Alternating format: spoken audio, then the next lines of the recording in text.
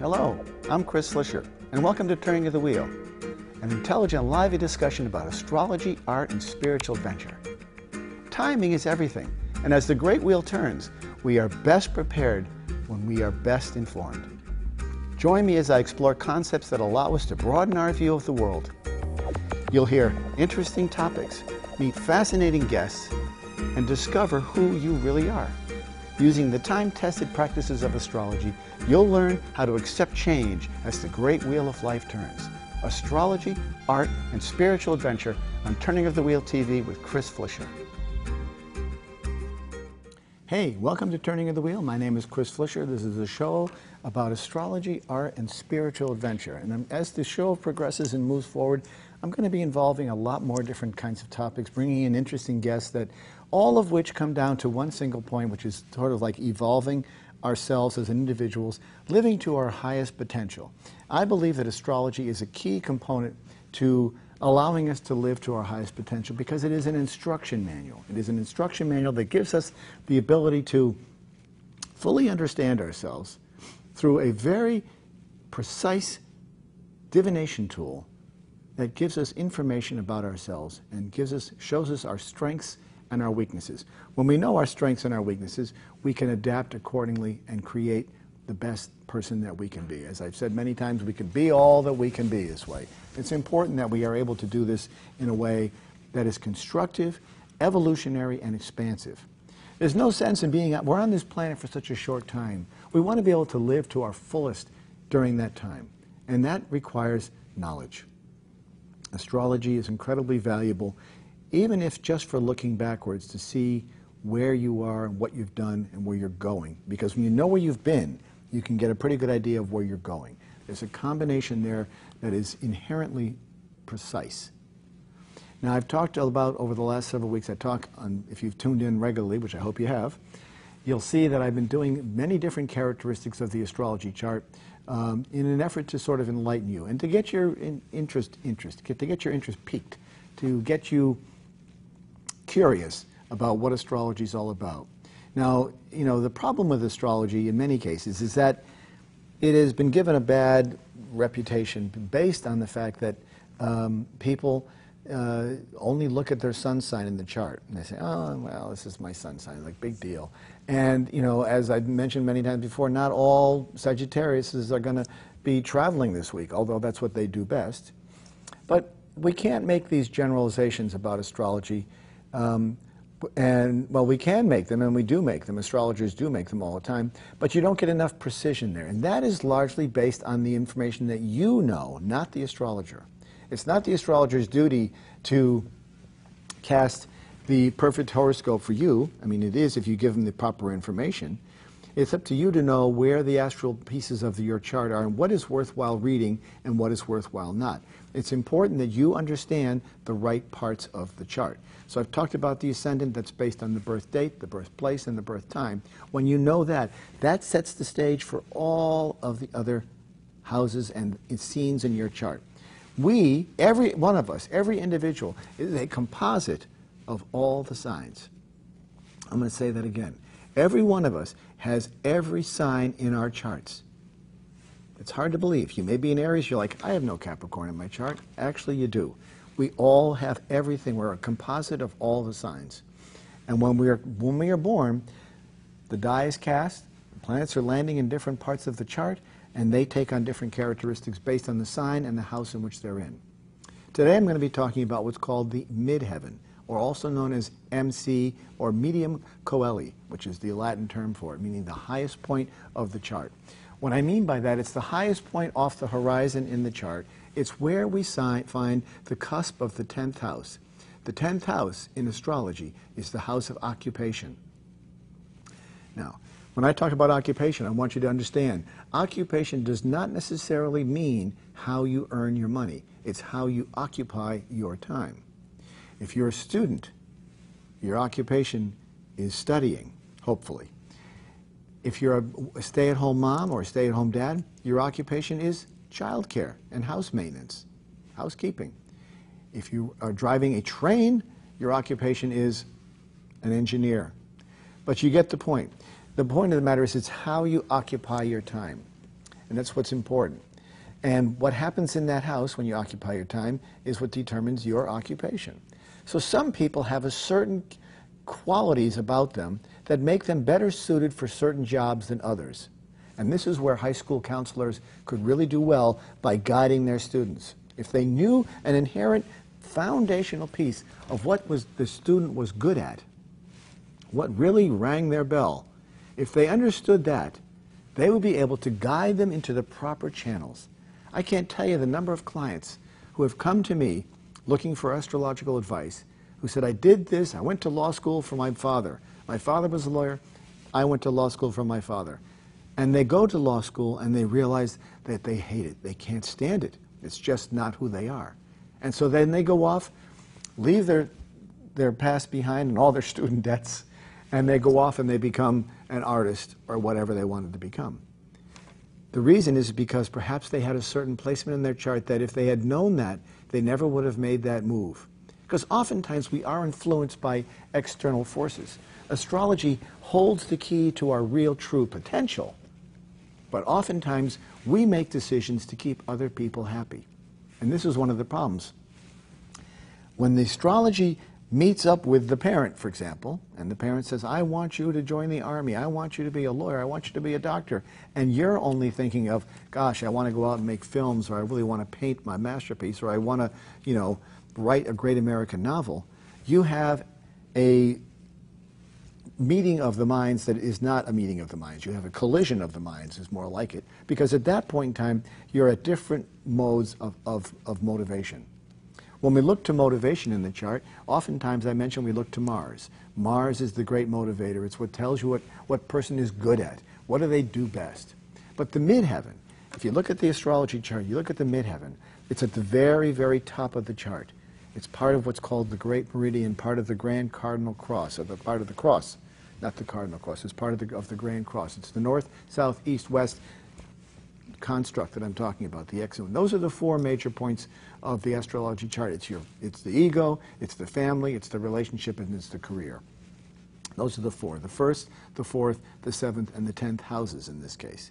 Now, the medium coeli, the MC, or also known as the midheaven, is just that. Midheaven is at the highest part of the astrology chart. And I don't want you to get confused by the terminology I'm using here. Just understand that this is where we see occupation occur. Occupation is defined by the 10th house cusp. Now, many people, obviously, everybody in the world, if we're all a composite of all the signs, that's going to be a different sign for everybody. Not everybody's going to have Gemini at their midheaven. Some people may have Taurus at their midheaven. Some people may have Capricorn at their midheaven. Some people may have Gemini, may have Virgo. Whatever they may have, it is going to be it's going to have a distinct characteristic to it that allows them to determine the right type of occupation. A person who has a Sagittarius midheaven, career, would do well in the travel business or as an instructor, teaching. Also would do very well in the spiritual realm. If teaching spirituality, there's a great spiritual sense to that. But it's a great sense of adventure and abundance, and wanderlust is involved with a Sagittarius. If we see somebody who's in Aries with a Aries as their occupational occupant, they would feel as if they had to do something. They had to start something. They were the great leaders. They're the pioneers, the innovators. They want to go charging out and create something brand new. When we look at Taurus, Taurus is the kind of person who loves the cook, loves the sensual qualities of life. You know, fine fabrics, food, liquor, chocolates, all of those wonderful human sense organizing abilities that we find in the person. Those are what we find in that kind of person. A Gemini. Geminis love to communicate. So you find Geminis in front of the camera, for example, like myself. You find them as writers, you find them as broadcasters, you find them as musicians.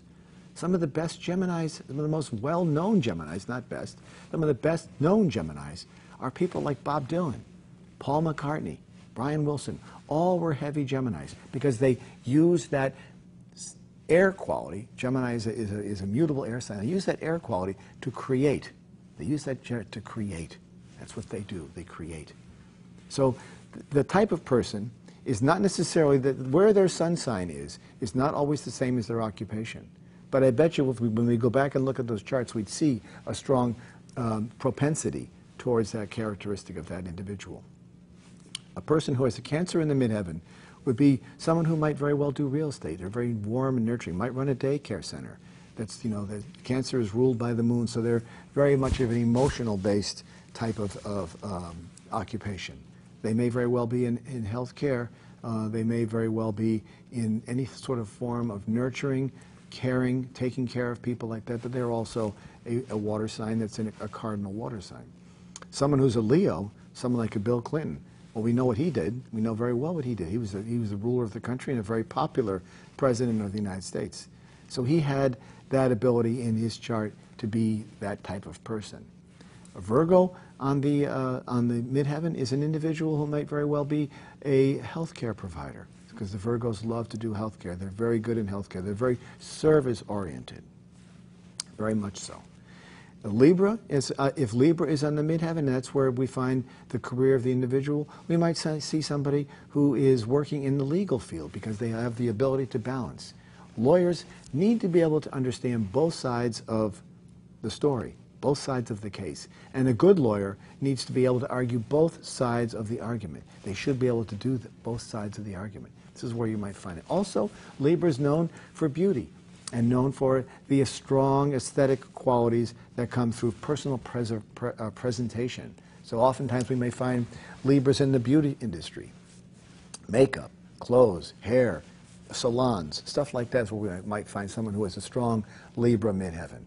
Someone who's a Scorpio in the midheaven in that part of their chart. That's the 10th house I'm talking about. If somebody has a 10th house Scorpio, they may very well be the type of person that does research. They may be the type of person who does litigation, divorce and estate planning. Lawyers, again, as well, because they have the ability to be very intense and secretive in some ways. Private eyes would be a great place for a Scorpio to go. Someone who likes to be a little bit out of the spotlight and yet effective in the background. And they are the people who are very effective in the background. So we might look at people like spies and stuff like that, who are very secretive, because Scorpios have that tendency to be secretive. It's not a bad quality, it's just a quality that Scorpio would have if in that part of the chart. And when I'm talking about this part of the chart, I'm basically describing the types of occupations that people might have. This does not mean that the Scorpio has Scorpio in the 10th house is not an Aries or a Gemini or an Aquarius. They may very well be. That's what their sun sign may be. But this is where, according to their chart, this is where their midheaven lands up. This is where their career slice of their pie is. And when we know where that career slice of their pie is, then we know what occupation best serves them. The next one beyond that is Capricorn. Capricorn is the hardest working sign in the zodiac for the most part. They're very determined. They're driven by Saturn. They're very determined, hardworking. I would always hire a Capricorn to do any job because they're dedicated, hardworking, and they get the job done. And they also love to build. So you might find them building houses. You might find them putting in swimming pools, stuff like that. This is the carpenters. Theirs is a very strong, mechanical kind of person. After Capricorn, we have Aquarius. Aquarius, for an occupation, is the type of person who does work for others. They are the great humanitarians of the world. So someone who had, say somebody had an Aquarius, say they had a Jupiter in Aquarius in their 10th house, which would be their house of career, they would be a great pioneer for human rights. They would be a social reformer. They would be somebody who knew that their purpose on earth was to, their occupation on earth was to help do humanitarian deeds to help move society forward. And then finally we come to Pisces. Now if Pisces is on the midheaven, we might see somebody who's a filmmaker, an artist, a dreamer. These people are very lost in, in that sort of amorphous world of dreams and illusion. So we might see, as I said, filmmakers, artists, people like that are very prominent in that part of the chart. We see it very often there as part of their occupation. What's interesting about that is that, excuse me, is that the ascendant, which is the other part of the chart, is at 90 degrees to the midheaven. So we have a 90-degree angle there. And the two work in concert with each other. I guess you can see it this way better.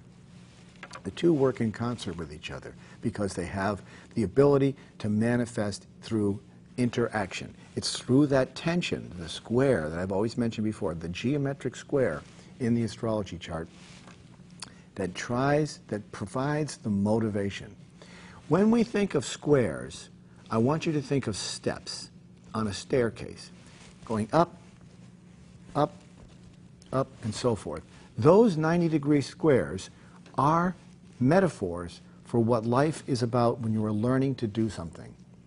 It is through challenge and discovery, challenge and rising to the occasion of the challenge, that we see the progress being made in the individual person. This is the challenge of life. It is climbing that stair, climbing that ladder. And we see this all the time in the astrology chart. The midheaven is the pinnacle of the person's astrology chart. It's where they find their greatest need to be. It's their mode of operation. It's their occupation. If you know a person's what they're good at, if you know where their occupation is and what they should be good at, you would hope to see them being guided in that direction. You would hope to see that someone could guide them in that direction to help them manifest, live out to the fullest extent that propensity, that character, that talent, that inbred natural talent that they have. If they're able to do that, then they can be successful. The midheaven is also key simply because it's part of the 4 pieces of the chart. When we think about it, we think of the first part of the chart, which is the ascendant. That's the sort of the ego, the individual. Then we have the family unit. Then we have the relationship. And then we have the career. The 4 major points of the grand axis, the north, south, east, west axis of the astrology chart. Because astrology really is based on time and place. As I've mentioned before, it's about being born at a place and time imbues us with characteristics of what is happening in the universe at that time. At that time. Now, if we look back at that time, we could say, gosh, what is it like to be born in the middle of a war, for example? If you're born in the middle of a war, are you going to be absorbing that energy from that time? Well, John Lennon was born October 8th, 1940, when England was being bombed. And yet, so his chart is rich with that. He's a Libra. His chart has characteristics of that turmoil that are there being born at that time. When you're introduced into the world and the world is in strife and you're hearing bombs exploding, it's going to leave an indelible impression. And it did. Look at the impression it left on him. He went and on to become a great purveyor and advocate for love in the world. Amazing individual. He was a Libra. And interestingly enough, John Lennon was a Libra, which is a cardinal air sign. And Paul McCartney, his songwriting friend and compatriot, some of the greatest songwriters in the history of modern music, was a Gemini, which is a mutable air. So they both had air in their charts. Very strong air quality, meaning for creativity. Much more creativity. Now, in the difference, when we look at those 2 individuals as an example, we see the Paul McCartney, who has a much different attitude towards his intellectual qualities than John Lennon did. He was always much lighter. His songs are gentler.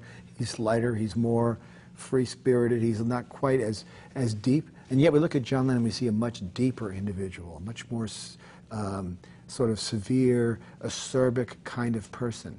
We see this very clearly in them. What's interesting about them as well, the Beatles, as an example now that I'm on the subject, is that we have Ringo, who is a Cancer, and we have George Harrison, who is a Pisces. Cancer and Pisces are both water signs, so they have great emotion that goes with it. So here we have 4 individuals who changed the world, 2 air signs, 2 water signs, working together in this group. And we can see what comes of that. I can't imagine if we had 2 air signs and 2 fire signs, what that would have been like. Or 2 water signs and 2 earth signs, which were more in line with each other. Elementally, the 2 strongest songwriters worked very well with each other. They had the air quality, that intellectual spark, that creative spark that was very real. My point in all this is that it shows the occupation of the individual. This is a point in the chart that shows the occupation of the individual. If you know the occupation of the individual at a young age, you can help guide them to make precise and interesting and well-informed decisions about which way they want to go, where they're going to put their effort, where they're going to put their effort as far as, and their money and their resources as far as career and education. That person that I mentioned earlier who went to law school has probably got, you know, enormous student loan debt, and not to mention their parents who paid for all of the tuition or however it worked out. But that was money not well spent. It was money spent under coercion to solve a person's problem. Now, there's something in that person's astrology chart that allowed them to be coerced into that. I will argue that for sure. I could probably tell you that by looking at their chart. I say, this is a mutable person who has been led astray by a fixed person who is very strict in their modes, in their ideas. And we'll get into this at some point in time down the road, the quality of the modes in astrology. The modes is a cardinal, fixed, and mutable modes. And there's 4 signs for each of the different modalities. But a person who's fixed is a person who doesn't say no for an answer. They are rigid in their approach to life, and their decisions are clearly immovable. That's why they're called fixed. It's not the opposite of broken. Fixed means immovable, stable. They're not going to go anywhere. You can't budge them. They're like nailed to the ground. So if a mutable person had a fixed parent who said, you're going to law school, the mutable person and the mutable people tend to be more adaptable and easygoing and more flexible, and they don't mind, you know, adapting. They may say, okay, I'll do it. It's easier than fighting. So they go and they go through the law school, and they wake up one day, say it was a Pisces, they wake up one day and they say, gosh, I am not at all meant to be a lawyer. And yet here they are as a lawyer. And it's just not part of who they are. If they knew this ahead of time, leading into this, and if the parents were well informed, they would be able to make better decisions. Part of the beauty of astrology is that it gives us all the ability to be somebody. We all have special talents. We all are here for a purpose. Those talents are real. The talents are real, they're tangible, and when you live up to them and you use them in your best way possible, you can hit a home run. This is what makes people interesting. It's what makes them real. There's real character there when we see this in people. But you have to know what that is. Many people have been led astray. Now, it's not to say that everybody who has certain characteristics in their chart are going to go on to become a top-selling performing artist or write the world's best novel or, you know, become a world-famous artist or politician or engineer, whatever you want to be the best of. Not everybody has that ability, but the chart does show what the strengths of the individual are. And when you know your strengths, you can work on them, and when you know your weaknesses, you can work on them as well. These characteristics are really critical when it comes to career guidance, which is why I think that, you know, every guidance counselor in the world could do well by understanding astrology, understanding what is a person's character, what is their makeup, what are their strengths, what do they do right, what really turns them on. And I know myself in my own career, growing up, I was led astray. And yet if I looked back at my astrology chart when I was much younger, I would have been able to say, this is not a wise decision. It may have been a wise decision at the time, because it seemed right at the time, but what was that time based on? Was that time based on circumstances? Was that time based on, you know, a series of events that happened in my life at the events and where I was? Ultimately, we will live to the purpose of the chart, regardless of when that happens. And as I mentioned earlier, in another show perhaps, the concept of the clock and the ideas of the wheels moving. All these planets are moving at different ratios, different times. And when they strike an angle, then we begin to see the action in the astrology and individuals. This is so accurate when we see this happen. I've done countless charts for people around the world, and I don't know them at all. I have no idea who they are. All I know about them is their birth date, their birthplace, and their birth time. That's all I know about them. Date, place, and time. Someone called me from Singapore the other day on my radio show. I have a weekly radio show called Turning of the Wheel. And you'll see that from my website, www.turningofthewheel.com is my website. You can go there and you can see the interesting people I've had on my radio show to talk about these topics. So when I open up the phone lines, and it's on the World Wide Web, people can call from all over the world. And when they call from all over the world, I don't know where they're calling from. They could be calling from Switzerland, they could be calling from South Africa, they could be calling from Singapore. Well, this person calls from Singapore, and all they give me is that birth date, birthplace, and birth time. And in a matter of 5 minutes, after I cast the chart, I can see what's going on. I can see where their midheaven is. I can see what their type of work should be, where their greatest strengths are as far as work is concerned. I can see what their assets are. I can see what their liabilities are. I can say how best to manifest this. When was the timing best for you? When are you going to hit your best home run? When are you primed to do the right thing at the right time? Knowing that is critical, because you know as well as I do that timing is everything. Everything is timing. When you're in the right place at the right time, you're going to hit a home run. If you're in the wrong place at the wrong time, you're not going to do so well. That's not to say that there isn't value in that. There is value in being in the wrong place at the wrong time, because it's how you learn. It's a matter of learning from your mistakes. When you learn from those mistakes, you make progress. It's clear. This is exactly what it's all about. But think of the time and effort you could save. Think of the people who are difficult, who have difficult relationships, or are troubled by their careers, and they want to find the real options, the real, what's the potential in their charts? Where can they do better? What can they do what are they not doing right? Oftentimes I can see in a person's chart, make distinct recommendations on what they can do, and it's so clear to me.